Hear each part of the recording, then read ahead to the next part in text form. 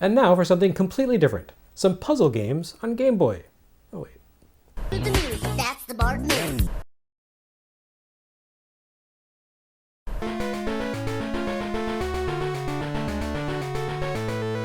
I've been taking Game Boy Works pretty slowly over the past few years. But, you know, it's nice to come back to the series after all this time and find things ticking away on Game Boy every bit as expected. This week brings us not one, but two puzzle action games from Data East and Sunsoft. My guess is that most people have never actually heard of these games. And yes, this is really Game Boy's core competency, hosting forgotten puzzle games. We begin here with Nailn Scale from Data East. To be honest, this game is not at all what I would have expected from the title. Between the title and the box art, I really expected a game that was more of a Baroque dragon battling fantasy. It's even called Dragon Tale in Japan. And yet, it's really just a game about climbing. You play as a mountain climber type by the name of Spike. And that's also the word that defines a skill set. Spike can jump because this is a platformer, and he can toss spikes. His spikes, or pitons if you want to put it in mountaineering terms, will be fired forward, upward, or straight down. They're affected by gravity, meaning overhead spikes will travel upward before arcing back down, and spikes fired straight ahead will rise slightly before dropping. Spikes can be used as weapons, of course, but they can also be used as tools for traversing each stage. Again, Spike can use them as pitons. Throwing them at walls will cause them to become embedded momentarily in a wall block, where they serve as makeshift platforms. This opens up a couple of possibilities. You can simply make use of embedded spikes to climb to new heights, or you can jump on them twice to drive them further into certain types of block to cause the block to shatter. Breaking blocks with spikes becomes a key component of navigating each stage, as you often need to carve a path for yourself to the stage's exit. At its most basic level, Nailn Scale expects you to ascend sheer walls of bricks by tossing a spike at a wall, then hopping from that spike to anchor another slightly above it, creating a series of temporary stairs. It's a bit reminiscent of those trap rooms in Metroid, where you have to blast destructible wall bits to use as platforms, timing your jumps to crest as the blocks regenerate. Though this take on that concept is much less frustrating. The fact that the act of simply lodging a spike into blocks alone doesn't cause damage to those blocks adds some nuance and complexity to the design of the game.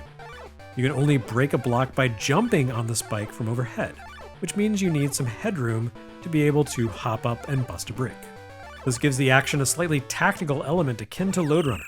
In that game, you couldn't drill simply straight down, and needed to create a stair step in order to move through multiple layers of floor. The same principle applies here.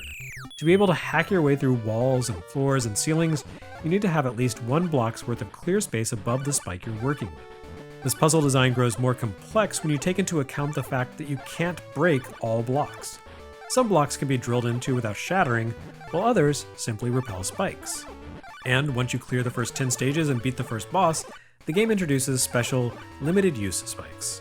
Some can be thrown into walls without damaging them, while others can allow you to tunnel through narrow spaces by exploding after a few seconds, negating the need to jump on the spike in order to force it through. Of course, exploding spikes have their downside. They can also shatter spike, as in the protagonist's spike, so you can't stand too close or use explosions in too confined a space. Enemies take a more active part in the puzzle design as you advance through the game. In the early stages, monsters just kind of float around aimlessly. They grow more active, or even aggressive, the further along you journey. Some monsters factor into the stage design as well. You'll find monsters that initially seem harmless or isolated until you start breaking blocks and setting them free to interfere with your progress. To further complicate things, level layouts can be actively confusing or even misleading, with fake doors and other gotchas. Happily, Nailn Scale has a fairly generous sense of design and fairness, tilts the odds in the player's favor more often than not. Spike can only jump about 2 blocks height, but he can arc nimbly through the air in mid-leap to maneuver into tight spots.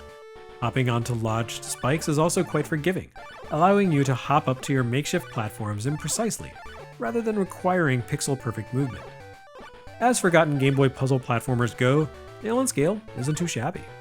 While the game comes to us from Data East, the actual development duties on this were handled by IMAX. Virtual Boy Works fans will recognize IMAX as the name behind that system's shockingly effective first-person survival action shooter, Innsmouth no Yakata. With a second better than you'd expect game under their belt here, IMAX is shaping up to be one of the better no-name developers to thanklessly pad out Nintendo's portable release libraries. And hey, between Nailn Scale, Lock and Chase, and Side Pocket, Data seems to be building a pretty respectable legacy on Game Boy too. A last-minute note for this episode. Friend of VideoWorks Chris Covell noted on Twitter a few hours before I edited this video together that Nailn Scale, despite being developed by IMAX, is in fact a conversion of a 1988 MSX puzzler, Quimple, which was originally created by a studio called Bit2. Nailn Scale does a pretty decent job of converting the source material. While it looks a lot less interesting than Quimple, visually speaking, and tends to be more challenging due to the diminished screen resolution and proportions, Nailn Scale retains the core mechanics and even the two-player mode. It's a respectable port. Well, that was Nailn Scale. Now here's a game where you scale a tower and nail a princess. I know, it's crass, but it's right there in the title. I didn't make this stuff up. Sunsoft's Pri Pri Primitive Princess is, yes, another 50-level puzzle platformer, just like Nailn Scale. In this case, however, you play the role of a caveman named Totem, who needs to ascend a 50-level tower in order to save the anime cave woman held captive at the pinnacle via a hot air balloon, famously known as the favorite transportation option of most cavemen, of course. Pri Pri appears to be the name of both the girl to be rescued, as well as an abbreviation of her existential status as a primitive princess.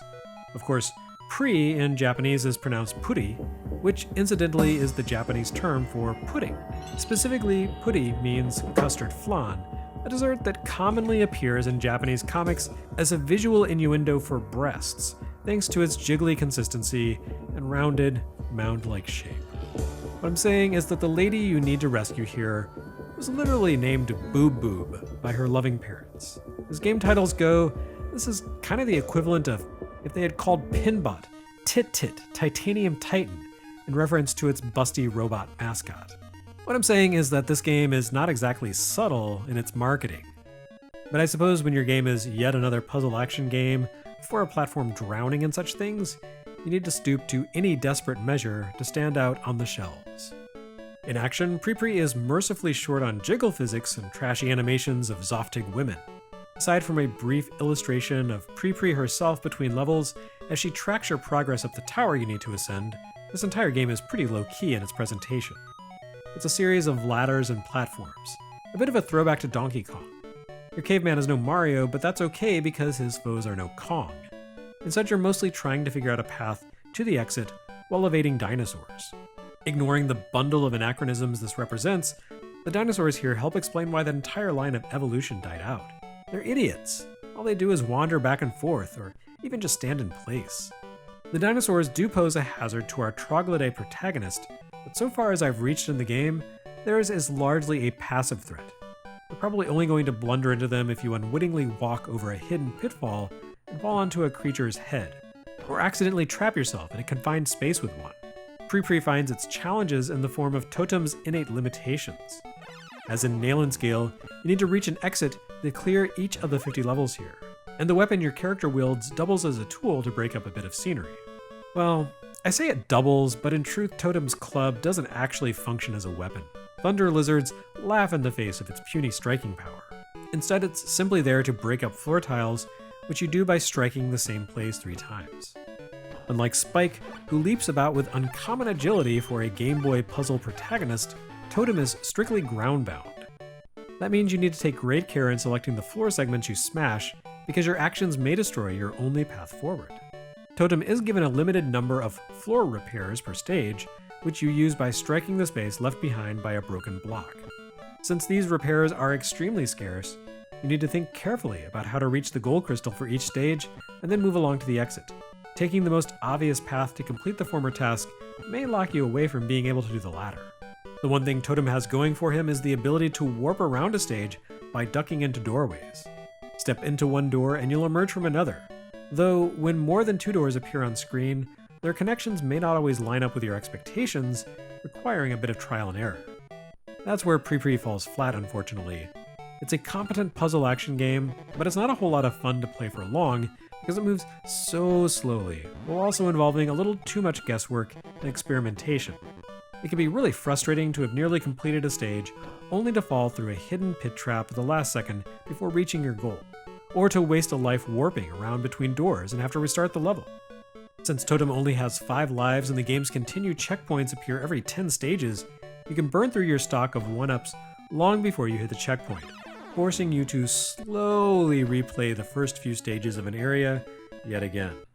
That's probably why there's so little information online about the game. You can usually find long play videos of most Game Boy titles pretty easily, but even the Japanese uploads for Pri Pri that I can find only include the first few stages. It's not a bad game, but it's pretty boring. The movement and design feel downright glacial compared to Nailn Scale, and the overall vibe of the game amounts to tedium. Sunsoft generally did better than this, so call this their sophomore slump on Game Boy, after the diminutive but impressive Batman. Not even basically calling this game boobs could turn on the Game Boy audience to its merits.